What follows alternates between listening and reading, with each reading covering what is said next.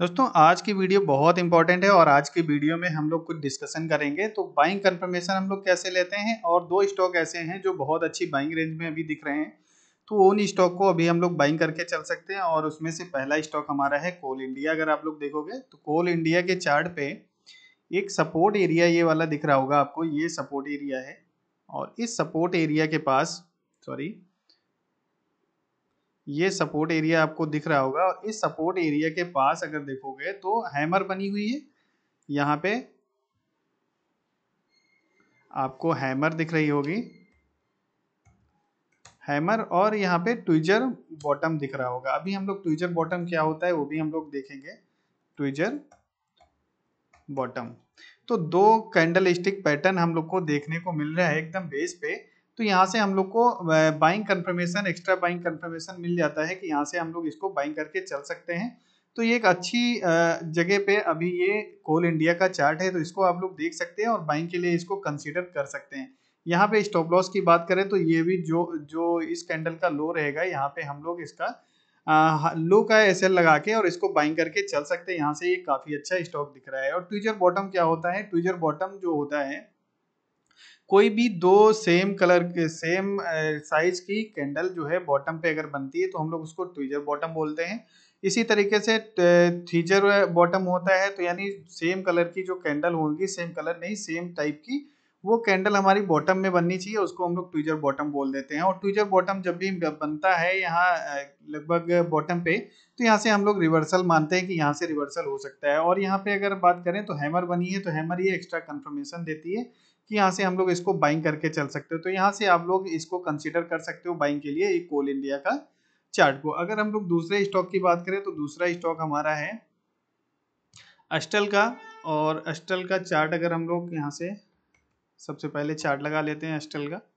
और अस्टल के चार्ट पे अगर आप लोग देखोगे ये, तो ये क्या हुआ है, सपोर्ट एरिया के पास ही अगर आप लोग देखोगे ये स्टॉक ऐसे गिरता हुआ आ रहा है, ये स्टॉक गिरता हुआ आ रहा था और सपोर्ट एरिया के पास अब आप लोग अगर देखोगे तो डबल बॉटम जैसा पैटर्न यहाँ पे फॉर्म हो रहा है।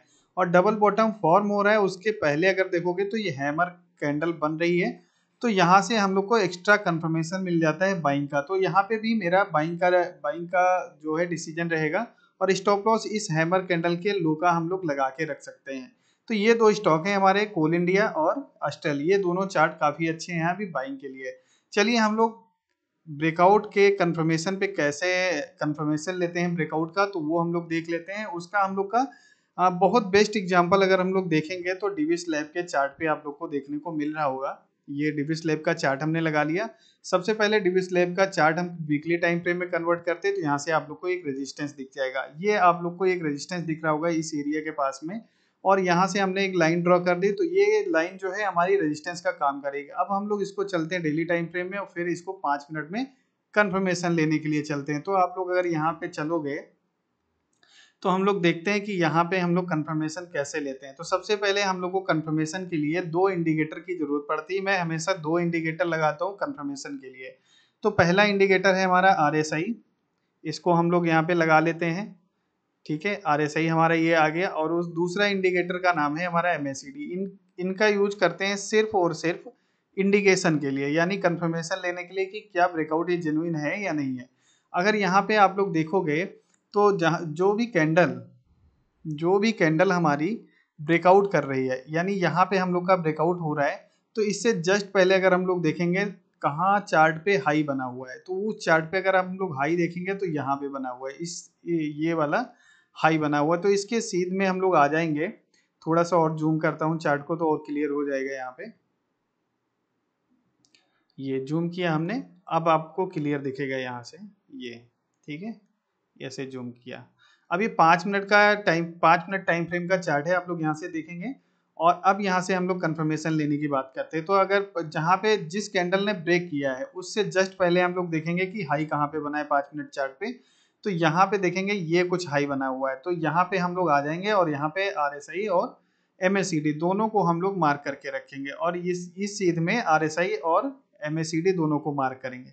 अब हम लोग ये देखेंगे कि यहाँ से कौन सा जब भी 5 मिनट के टाइम फ्रेम पे ब्रेकआउट हो रहा था तो क्या वहां पे हम लोग को डाइवर्जेंस तो नहीं मिला कहीं। यहाँ पे अगर क्लियर कट देखोगे तो ये डाइवर्जेंस मिल रहा है। तो यानी ये जो ब्रेकआउट है ये फेक ब्रेकआउट है, इसको हम लोग ओरिजिनल ब्रेकआउट नहीं मानेंगे। अगर ये लाइन जो हमने ये डाली है ये आरएसआई भी इस पॉइंट के ऊपर,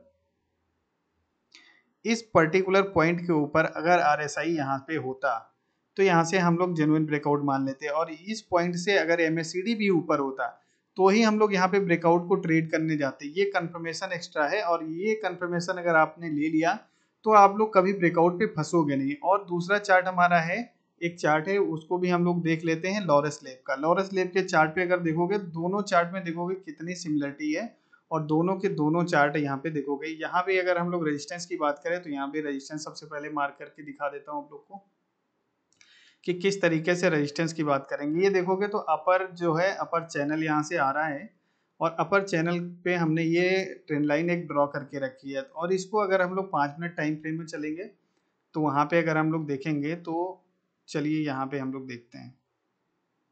ठीक है, अब इंडिकेटर लगाना हमने बता ही दिया आपको कैसे लगाते हैं। अब यहाँ पे कंफर्मेशन कैसे लेते हैं, यहाँ पे देखोगे तो जो कैंडल ने इस ट्रेंड लाइन का ब्रेकआउट दिया है, ये कैंडल ने ब्रेकआउट दिया है, तो चलिए हम लोग इसके सामने जो है ड्रॉ कर देते हैं कि यहाँ पे हम लोग को मार्क करके रखना है इस एरिया के आसपास।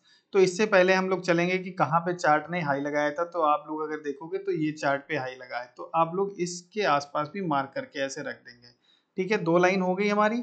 अब हम लोग यहाँ से ट्रेंड लाइन डाल के देखेंगे कि क्या यहाँ पे हम लोग को कहीं डाइवर्जेंस तो नहीं मिल रहा था। तो यहाँ से अगर हम लोग ऐसे देखेंगे, ऐसे अगर ड्रॉ कर दोगे, ठीक है, और नीचे एमएसीडी पे भी ड्रॉ कर देते हैं यहाँ से सेम जगह से, तो यहाँ से अगर आप लोग देखोगे तो सेम डायरेक्शन में एमएसीडी और आरएसआई ने हम लोग को कंफर्मेशन दे दिया है।